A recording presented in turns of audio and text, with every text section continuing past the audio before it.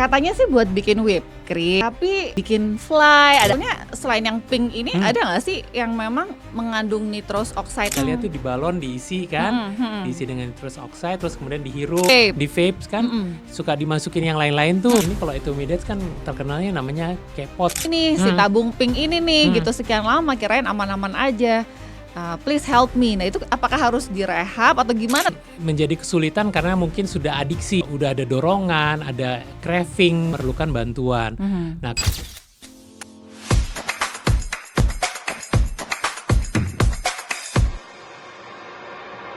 Video ini dibuat untuk tujuan edukasi, khususnya dalam upaya pencegahan dan penanggulangan penyalahgunaan zat dari sudut pandang kesehatan jiwa. Pembahasan dalam video ini tidak ditujukan untuk membahas kasus tertentu, individu tertentu, maupun merek atau brand tertentu. Segala informasi yang disampaikan bersifat umum, ilmiah, dan edukatif. Video ini tidak berafiliasi dengan pihak manapun dan tidak bermaksud mempromosikan atau mendukung penyalahgunaan zat dalam bentuk apapun. Tujuan utama video ini adalah meningkatkan kesadaran atau awareness masyarakat agar lebih peka terhadap tanda dan gejala penyalahgunaan zat, serta mendorong untuk mencari bantuan dan berkonsultasi lebih lanjut dengan tenaga profesional apabila menemukan kondisi tersebut pada diri sendiri maupun orang terdekat. Heboh-heboh tabung whipped cream warna pink yang katanya bisa bikin nge-fly. Oke, hi people, di Hype Talk The Podcast kali ini saya mengajak seorang psikiater adiksi untuk membahas topik ini untuk meluruskan ya kehebohan di masyarakat. Saya mengajak narasumber kali ini Dr. Tribowo Tuahta Ginting SPKJ. Halo dok.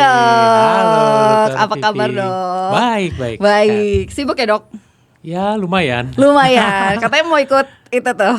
Maraton. Iya. Wow, masih semangat nih dokter. Harus dong, harus ya. Tambah umur tambah semangat. Umur tambah semangat. Dokter Bowo di tengah kesibukan ini saya culik ya untuk dimintai ekspertisnya nih ya supaya bisa ngejelasin ke kita nih dok. Karena lagi heboh tabung warna pink nih, kita mau lihat nih tabungnya ya, boleh ditunjukin ya. Mungkin biar masyarakat juga. Nah ini nih. Ini lagi heboh nih, katanya sih buat bikin whipped cream gitu kan, tapi kok brandingnya tuh kayak bikin fly, ada astronot kayak gitu-gitu. Nah itu sebenarnya apa sih dok? Ini kehebohan ini nih apa nih di dunia, mungkin di dunia medis, dunia psikiatrik, dokter bisa jelasin deh dok? Iya, jadi kalau whipped cream ini memang benar sih ya, whipping ini benar whipped cream ya untuk bikin whipped cream, karena dia tuh kayak bikin tekanan kan. Jadi kalau kita bikin whipped cream itu buat di kue atau apa kan ada semprotannya tuh, semprotan. Nah itu N2O isinya. N2O itu apa tuh dok? Nitrous oxide. Nitrous oxide. Ya, jadi dia sebenarnya memang dipakai untuk whipped cream, tapi ternyata seperti yang tadi dokter Fisya bilang ya, jadi di brandingnya berbeda gitu kan, dan memang dipakai untuk ya nge-fly lah. Kalau zaman dulu tuh pernah dengar nggak gas gelak atau laughing gas? Gas ketawa gitu ya? Gas ketawa gitu ya. Jadi itu dia yang dipakai. Memang dia inhalan, terus kemudian efeknya itu bikin senang, bikin happy, karena ini memang kerjanya pada saat dia sudah masuk ke dalam tubuh kita melalui inhalasi, itu dia akan bekerja sekitar 5-20 detik lah. Rata-rata 10 detik, terus akhirnya bikin fly, bikin senang, bikin happy, bikin ketawa gitu. Cepet ya, berarti 5-10 detik ya dok 5-10 detik, 5-20 detik dia bikin kayak gitu. Dan efeknya gak terlalu lama juga, dalam beberapa menit dia akan hilang gitu. Makanya dia akhirnya pakai lagi untuk mencapai euforianya itu gitu. Terus bahayanya apa dok? Kan katanya cepet hilang juga nih efeknya. Apa sih yang membuat ini kok mengkhawatirkan, bahayanya apa tuh? Iya, jadi kita harus lihat dulu bahwa pada saat dia dipakai, kerjanya di otak itu sama seperti kayak kerja morfin gitu ya. Karena dia kerja di salah satu reseptor di otak kita yang kita sebut reseptor opioid, dan dia akan menghasilkan zat yang mirip sama opioid. Sehingga efeknya seperti kayak opioid atau morfin itu gitu. Oh. Dan ada efek relaksasinya karena dia kerja di salah satu reseptor GABA ya. Jadi yang membuat kita jadi lebih rileks. Yang menjadi bahaya adalah karena dia akan pakai terus-menerus karena cuma sebentar kan efeknya, cuma sebentar efeknya. Jadi dia akan pakai lagi sehingga konsentrasinya jadi lebih tinggi. Dan itulah yang akhirnya bisa menyebabkan hipoksia jadinya. Karena mengikat di dalam darahnya itu lebih tinggi dibandingkan oksigen. Apalagi dia kalau pakai itu kan rata-rata jadi lebih banyak ya. Plus kalau dia pakai obat-obatan lain. Oh, ada mix yang lain nih. Mix. Jadi kayak polydrug use kan. Nah itu yang akhirnya memperberat masalah pernafasan yang bisa menyebabkan depresi atau penekanan pada persarafan nafas gitu. Oh, dan memang biasanya orang kalau pakai drugs itu jarang yang cuma satu macam ya, Dok? Iya. Mix ya? Mix. Ada koktailnya ya? Koktail. Karena kalau cuma satu rasanya kurang nendang Oh, gitu gitu. kan. Udah pakai yang turun dia pengen naikin. Pengen yang naikin. Udah naik dia pengen turunin gitu. Nah, berarti si nitrous oxide ini masuknya apa sih, Dok? Kan kalau anak-anak bilangnya ada downer, upper, ada halusinogen. Ini apa sih, Dok, masuknya? Dia bisa bikin halusinasi juga bisa. Bisa? Oh. Tapi dia efeknya dibilang stimulan nggak jelas juga kan, tapi rata-rata bikinnya downer karena efeknya seperti kayak morfin kan, opioid gitu, jadi dia turun. Relax, tenang relax, gitu. tapi ada efek halusinogen juga, dibilangnya seperti itu. Tapi sebenarnya kalau yang Dokter Bowo tahu ini nih udah lama ada, maksudnya baru sekarang aja hebohnya, atau memang baru sekarang nih kayaknya ini jadi tren lah gitu penggunaannya meningkat di anak muda. Ya, kalau di teori sih dibilang 5 tahun yang lalu itu udah heboh gitu ya di negara-negara Asia. Kita gitu. suka telat ya. Suka telat gitu ya. Mungkin di underground mungkin udah make. Mungkin udah make. ada ya. Buktinya iklannya atau brandingnya kan udah heboh banget Udah gitu. lama sebenarnya udah lama. ya. Makanya karena ada kejadian. Yes, baru deh Ini apa nih? Apa nih? Whipping kok ketemunya itu apa gitu. Ini mulai heboh lah gitu. Saya pun baru tahu loh, Dok. Saya jujur karena pasien-pasien yang datang tuh nggak pernah ngomongin masalah whipping ini. Nggak pernah ya? Nggak pernah. Gitu. Nah, yang jadi, lain iya. Yang heboh-heboh lainnya iya, yang dulu artis itu itu JF ada. itu kan. Nah, Iya. itu ada yang datang ke saya beberapa gitu. Tapi yang ini, yang pink-pink ini Yang pink-pink ini hampir ya dia underground juga mungkin juga, ya. gitu. Saya takutnya malah nanti kalau mulai heboh gara-gara ada kejadian malah heboh. Iya. Malah banyak yang make, Takutnya pengen pada nyoba. penasaran ya. Namanya juga generasi Gen Z Iya. ya. Gen Z kan pengen tahu segalanya. Gitu. Pengen banget tahu dan suka sesuatu yang instan ya. Iya, betul. Dan ini kan instan banget tadi, Banget. cepet banget, Ha-ha. euforia, terus langsung efeknya juga cepat Iya, hilang betul. gitu ya. Nah, tapi sebetulnya selain yang pink ini ada nggak sih yang memang mengandung nitrous oxide itu yang sebetulnya ya di dunia ya mungkin dunia medis, dunia kuliner memang dipakai gitu. Kuliner dipakai memang. Dipakai sebenarnya ya. Untuk untuk membuat kue, krim itu segala macam. Nah, kadang-kadang kan kalau kita lihat tadi whipping itu kan dia pakainya seperti kayak disemprot ya. Tapi banyak juga yang modelnya kayak balon. Kalau misalnya kita lihat tuh di balon diisi kan, diisi dengan nitrous oxide, terus kemudian dihirup. Balonnya? Jadi kayak balonnya itu dikembungkan dengan gas itu, terus kemudian dihirup, terus happy, ketawa, terus kemudian hilang, hirup lagi gitu. Jadi kalau kayak pesta-pesta, kadang-kadang suka dibikin kayak gitu. Dok, kira-kira tuh mereka tuh tahu dari mana ya itu Nah, bisa itu. dipakai buat happy gitu. Iya, orang Indonesia kan kreatif ya. Kreatif ya. Jadi semua dicobain, Tahu aja ya gitu ya. dicobain ya. Ya Dokter Fisya juga tahu kan kalau di Indonesia kan cukup banyak tuh ya yang namanya apa namanya tuh yang zat-zat baru yang Zat akhirnya baru. muncul gitu kan, gitu. Apa kan. aja sih, Dok, zat baru itu? Ya contohnya yang di vape itu kan, Oh, di vape. di vape kan suka dimasukin yang lain-lain tuh. Oh, ini nih. Ya gitu Oh, kan. ini bentuknya macam-macam Bentuk ya. macam-macam, ada bentuk kayak ini kan modelnya kayak kapsul ya. Terus nanti ini kan bisa dibuka terus nanti diisi. Jadi isi. Kalau Kalau vape yang dulu kan sebenarnya isinya udah langsung paket ya atau pakem gitu, nggak bisa dibuka-buka, jadi tinggal masukin. Tapi sekarang kan bisa diisi dengan macam-macam tuh, campur. Salah satunya yang lagi heboh dulu ada etomidate kan. Etomidate. Etomidate itu kayak golongan imidazol buat anestesi kan sebenarnya. Dan itu harusnya disuntik untuk anestesi, tapi ini kan diinhalasi juga. Terus bisa dipakai juga diisi dengan metamfetamin. Bisa dengan sinte. Sinte juga. Sinte juga bisa diisi gitu. Jadi ya kembali lagi ya, terlalu bervariasi dan terlalu kreatif sehingga semua dimasukin gitu, dicoba-coba. Jadi isinya bukan cuma kayak nikotin kayak rokok biasa gitu ya, Dok ya? Idealnya sih nikotin gitu. Idealnya. Idealnya nikotin, tapi ternyata kan bisa diisi macam-macam gitu. Nah, kan bahkan kayak di Singapura udah di-ban ya, Dok ya. Udah, Vape itu udah mau isinya apa kek, pokoknya Nggak bisa masuk. whatever nggak bisa masuk ya. Kira-kira kita perlu kayak gitu gak? Harusnya sih ya, tapi Harus ya? problemnya adalah kita masuk vape itu kan barang elektronik. Jadi tidak masuk lewat Karena alatnya ya? Iya, jadi tidak masuk melalui Kementerian Kesehatan, tetapi masuknya ke perindustrian atau perdagangan gitu, sehingga menjamur di mana-mana kan, vape store segala macam gitu. Tapi kita nggak tahu tuh isinya ya, bisa di-mix Iya, dengan di-mix, macam-macam itu ya. Makanya kan ini kalau etomidate kan terkenalnya namanya K-Pods kan. K-Pods. Gitu. Jadi ya saya nggak ngerti. Sedangkan kalau vape yang pod sendiri sebenarnya nikotinnya itu lebih kental dibandingkan dengan vape yang biasa. Vape biasa. Gitu. Ya ada yang bilang 0,7 mili cairan nikotin di pods itu lebih setara dengan 20 rokok konvensional. Wow. 20 batang rokok konvensional. Ada yang di literatur Setara bilangnya kayak gitu. ya. Jadi saking pekatnya. Saking gitu. pekatnya.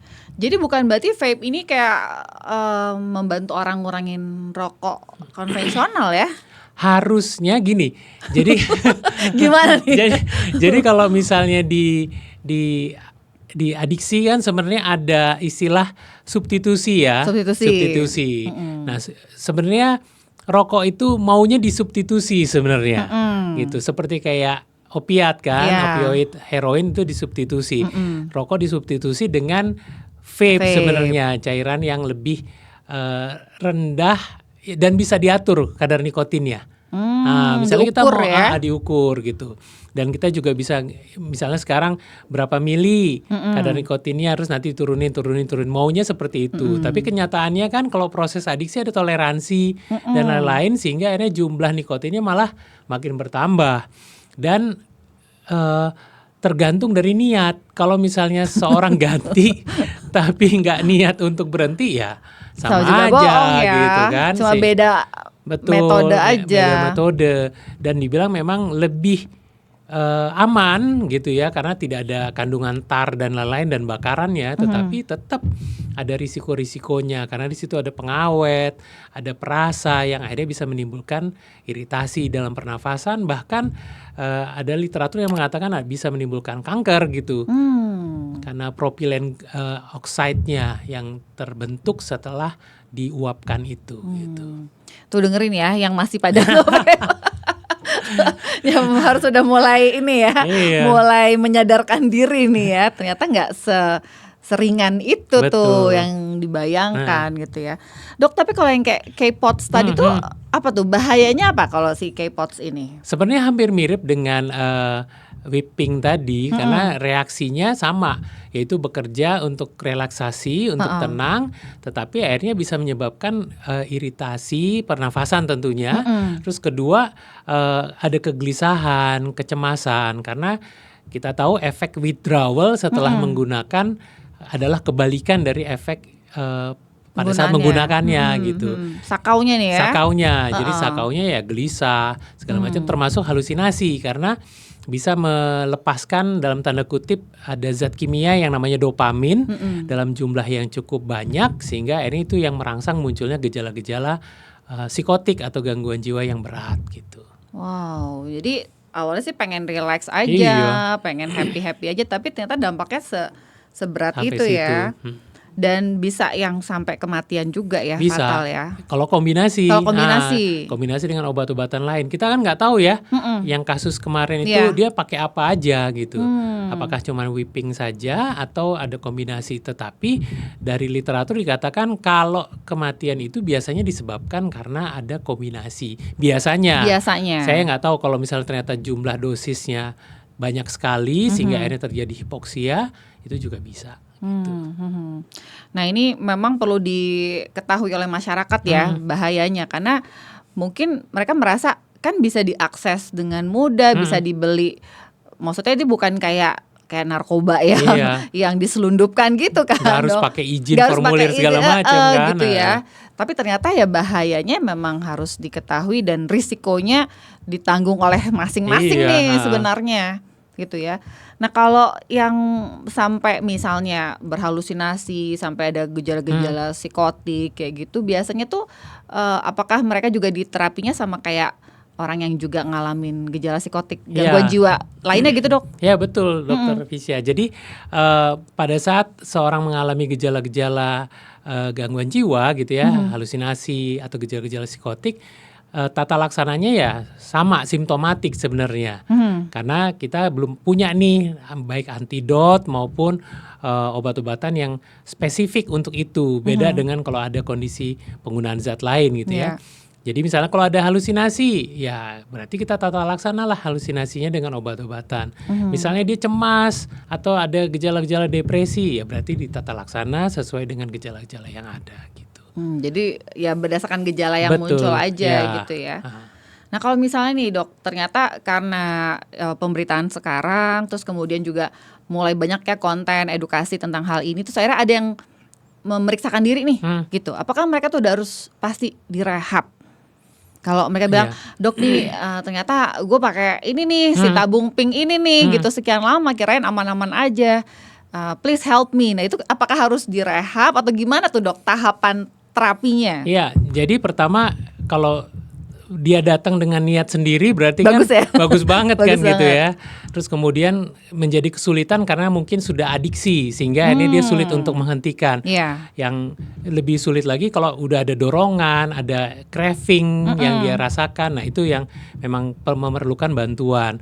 Nah, kalau misalnya sudah mulai sulit, misalnya produktivitas terganggu atau misalnya dia selalu mengisi waktunya dengan menggunakan dan juga sulit untuk menghentikan, mungkin rehabilitasi perlu dilakukan. Perlu. Tetapi kalau misalnya dia bisa untuk rehabilitasi rawat jalan dalam tanda kutip, ya boleh dilakukan rawat jalan, nggak perlu Nggak rawat harus rawat inap. inap. Ya.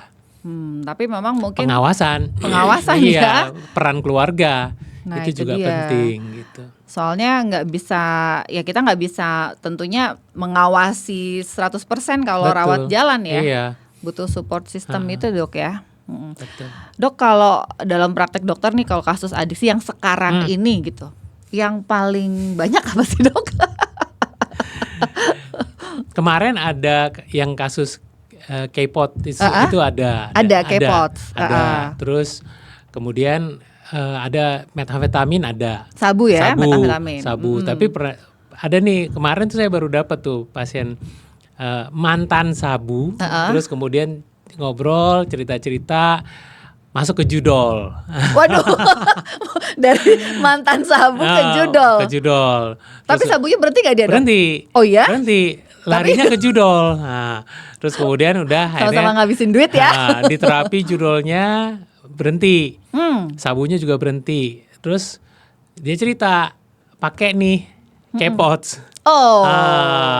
Pakai K-pot, beralih. Tapi dia bilang dia nggak suka karena kan tiap-tiap orang punya preferensi ya. Gue sukanya yang mana gini nih? gitu kan. Jadi saya pernah pakai tuh pas cerita lagi heboh-heboh gitu kan. Saya pernah pakai tuh dok. Pokoknya seperti dunia bolak-balik deh katanya gitu. Pakai K-pop. Pakai K-pot. Jadi gelisah, tenang. Pokoknya kayak nggak jelas lah hidup lo katanya gitu. Terus ya udah. Akhirnya dia balik lagi ke sabu. Ya, Balik ke mantan sabu, dong ya. Balik ke mantan karena biasa godaan segala macam, tapi akhirnya sekarang sudah berhenti. Dan satu lagi yang lagi heboh ya benzodiazepin. Benzo. Ah. Ini nggak dari dulu sampai sekarang nggak selesai-selesai. selesai ya. Ini yang gengnya zolam-zolam Iya, gitu ya dok ya, iya, benzo ya. makanya. Itu yang lagi banyak Itu tuh sih. lagi banyak dan masih Sama banyak. nikotin lah. Nikotin. Rokok.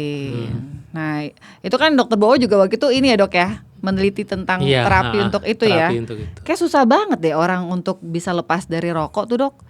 Iya, sama sih dengan yang lain ya. Sebenarnya sama ya. Tapi problemnya adalah kalau yang lain kan dalam tanda kutip ilegal. Rokok legal. Rokok legal gitu. Sama kayak alkohol sekarang juga Alkohol jadi legal. legal, tapi alkohol orang masih sembunyi-sembunyi kan. Sembunyi, benar. Tapi Ada kalau- batas umur. Iya, kalau rokok kan enggak. Jadi semua bisa dapat. Semua bisa beli dan harganya juga walaupun sudah dimahalin lebih murah dibandingin di luar kan. Iya, tetap aja. Terus sekarang udah banyak lagi tingwe. Apa tuh? Linting dewe. Oh gitu istilahnya. Iya, jadi Oh. lebih murah kan Hmm. dibandingin kalau dia beli rokok yang sudah kemasan. Oh, Gitu. Jadi banyak sekali variasinya. berarti kalau yang di linting-linting itu bukan hanya kayak ganja, gele atau sinte Enggak, gitu sekarang dok? Enggak. Nikotin tembakau Gue juga. so tau nih gue salah. Tembakau Tembakau juga udah bisa. gitu. Nah, itu yang kembali lagi sinte kan bisa masuk ke situ kan. Nah, Di tingwe itu kan bisa dicampur. dicampur-campur ya, yang di iya. linting segala macam tuh Segala di macam. situ ya. Berarti sekarang ini ya masih banyak zat-zat yang lama yang memang dari dulu sudah Iya. ada. Sabu masih. Sabu masih. Masih ya tadi benzo juga gitu ya, dan juga zat-zat baru gitu ya Zat-zat dok baru, ya, ha. zat-zat New baru, psychoactive new psychoactive substance substances. itu ya, Mm. dan itu katanya nggak kedetek di urin ya dok kalau yang Kalau baru-baru ini. ya yang baru-baru. Tapi di pemeriksaan lain kayak GCMS kan dia kedetek ya, Kedetek. gas chromato-mass. Jadi tergantung pemeriksaannya Tergantung apa ya. pemeriksaannya. Biasanya kan kita curiga dengan gejala dan tanda yang terlihat ya. Jadi misalnya dia datang terus kemudian kok agak-agak aneh gitu ya. Ada entah intoksikasi atau gejala withdrawal, kita bisa tes misalnya urin. Kalau misalnya urinnya ternyata negatif, kita masih curiga ke sana, ya kita sarankan untuk GCMS gitu. Oh, jadi kita coba lagi pemeriksaan yang lebih Betul. advance lah Iya, ibaratnya ya. Tapi dokter ngelihat permasalahan adiksi ini apakah akan berakhir gitu? Kan orang kan kayaknya kalau udah ngalamin satu adiksi tadi, dari sabu pindah ke judol lah, pindah ke K-pops gitu. Bahkan ada ya semacam nggak tahu mitos atau fakta yang bilangnya pokoknya once an addict ya lu bakal addict terus, cuma beda adiksi aja, pindah adiksi yang lain gitu. Kira-kira ada nggak sih dok memang chance untuk pulih yang benar-benar orang tuh udah clean-cleannya gitu seumur hidup? Ya dibilang chance ya ada aja Pasti ada ya. Jangan hilang harapan ya. Iya, tetap ada. Tetap ada ya. Tetapi memang kan kita untuk bisa pulih perlu niat satu, kemudian kan modalitasnya harus banyak nih yang di tata laksana ya. Nggak cuman masalah personalnya, tetapi keluarganya juga diperbaiki, sosialnya juga, pekerjaannya juga, hukum juga, segala macam lah gitu. Jadi nggak cuman satu modalitas, tapi multimodal yang harus kita lakukan untuk memulihkan dalam tanda kutip teman-teman kita yang mengalami masalah adiksi. Tapi Chance-nya tetap ada. tetap ada Tetap ya. ada. Jangan Saya sih patah yakin semangat sih. ya. Yakin Karena ada ya. beberapa juga yang sudah pulih kan gitu, Pulih. pulih. Kalau kita lihat kan ada yang jadi teman-teman helper juga kan untuk ya, yang- membantu mereka. Gitu. Betul. Akhirnya mereka justru yang ngebantu reach out, jadi konselor betul. gitu dok ya. Recovering addictnya yang memang mereka bekerja juga di bidang Betul, adiksi dan membantu justru. Karena banyak yang merasa, oh ini kayaknya kalau orang-orang yang pernah ngalamin adiksi atau pernah make gitu, mereka lebih ngerti nih gitu, sehingga reach outnya lebih kena Benar, gitu ya dok ya. benar. Sama aja kayak gini. Kita ngobrol nih sama orang yang pernah merokok, terus kemudian kita ngobrol juga sama mereka yang sedang berhenti merokok gitu ya, sedang proses. Terus yang mau berhenti merokok kita kasih tahu gini caranya. Dokter pernah ngerokok nggak? Agak susah ya dijawabnya kalau terus digituin ya. Enggak gitu kan. Oh, kok tahu bahwa berhenti merokok itu susah-susah gampang katanya gitu. Makanya kita kadang-kadang bikin grup terapi kan, Ah, terapi kelompok, sehingga yang sudah berhenti ini bisa memberikan tips dan trik kepada mereka yang sedang berhenti. Ya, taunya dari mana ya? Kayak saya udah pernah ngerokok dan saya sudah berhenti sekarang. Saya tahu caranya gimana gitu. Jadi membantu mereka juga gitu. Iya, karena mungkin itu jadi lebih bisa didengar gitu ya, karena Iya. mereka udah melalui itu Iya, ya. dibandingkan kalau dengerin kita gitu. Gitu ya. Pantesan dong itu saya bikin konten kan gitu kan tentang ya pokoknya saya lupa tentang adiksi apa, terus netizen, alah dokter emang dokter pernah nyobain gitu gitu. Emang dokter pernah ngerasain Saka dia bilang gitu ya. Iya. Jadi ya kita kan memang based on teori, Iya. pengetahuan gitu Dok ya, tapi ternyata kita butuh bantuan juga nih teman-teman Betul. yang udah pernah mengalami fase-fase Fase-fase adiksi itu. dan pemulihan untuk Iya. ngebantu ya, untuk Betul. bekerja sama ya. Oke. Dok, berarti kalau balik lagi ke si tabung pink tadi, itu kira-kira kalau misalnya ada yang dengar kita tuh muda-muda dan penasaran gitu, kira-kira apa nih yang perlu ditekankan supaya mereka udah deh nggak usah penasaran gitu, jangan nyoba. Apa yang perlu kita sampaikan biar mereka nggak even try gitu, nggak even coba. Ya, yang perlu disampaikan adalah yang tadi Dokter Fisya bilang benar, nggak usah penasaran deh. Nggak usah penasaran Untuk ya. hal-hal yang sebenarnya mereka juga harus memilah mana yang perlu, mana yang enggak gitu. Gitu ya. Kalau misalnya ternyata ini suatu tren yang positif, ya harus cari tahu ini benar-benar positif atau enggak. Gitu. Sehingga akhirnya mereka bisa memilah, oh ini nggak perlu dipakai, nggak perlu dilanjutin. Ya. Kadang-kadang kan kalau remaja atau generasi muda sekarang dilarang, Makin pengen makin nyoba. penasaran gitu ya. Biasalah apa ya, menentang otoriter, menentang suatu perintah. Nah itu rasa penasaran mereka gitu. Iya. Sehingga akhirnya dicoba. Jadi ya paling-paling meningkatkan pengetahuan mereka juga gitu. Jadi perlu juga tuh preventifnya. Jadi Iya. mungkin ya perlu ada pendekatan secara keluarga, terus kemudian pendekatan di sekolah gitu ya, sehingga akhirnya mereka juga tahu bahwa ini benar ini enggak gitu. Kalau misalnya ada yang nggak apa-apa lah dok, aku mau nyoba sekali doang, nggak bakal kecanduan kok, aku cuma pengen sekali aja pengen tahu rasanya, itu gimana dok? Sekali mencoba terjerumus Terjerumus selamanya. ya gitu ya. Jadi Jangan jangan ya. sama sekali mencoba. Satu kali pun jangan. Satu kali pun enggak. Nah, Gitu. itu penting banget tuh ya untuk dicamkan Jangan ya. sampai deh. Jangan sampai. Nah. Karena banyak yang suka merasa gue kuat kok. Nah, itu tuh paling ngeri tuh. paling ngeri ya. Pada saat dia merasa kuat, disitulah dia lengah. Nah, Nah, disitulah gampang masuk. oke.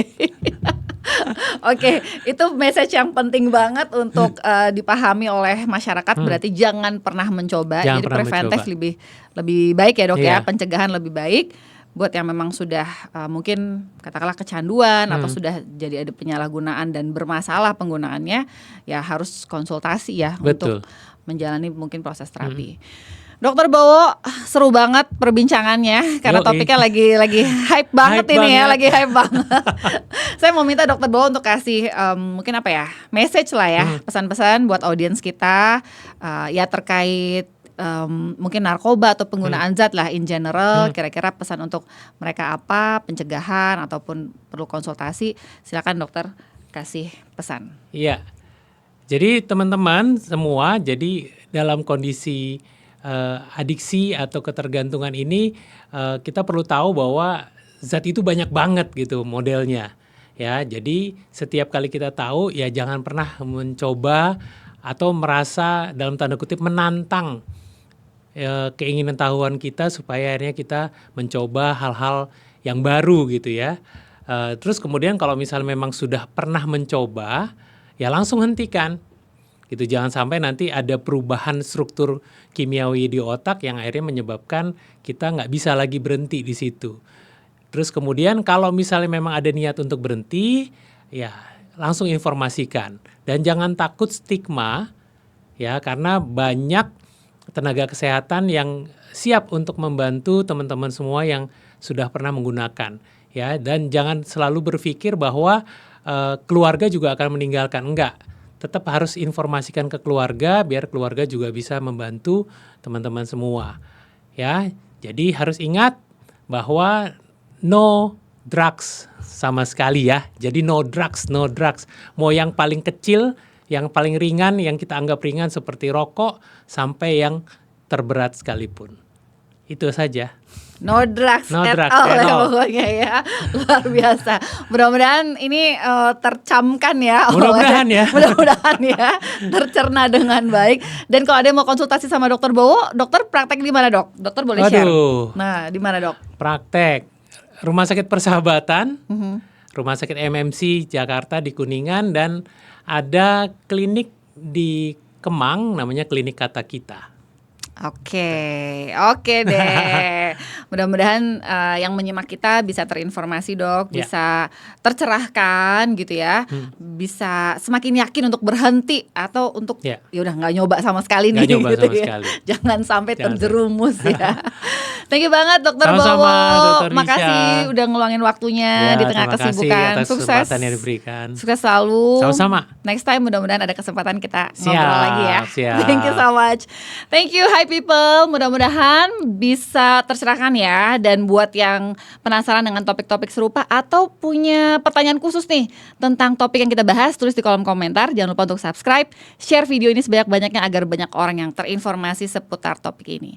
Thank you for watching. Sampai ketemu lagi. Bye-bye. Dadah.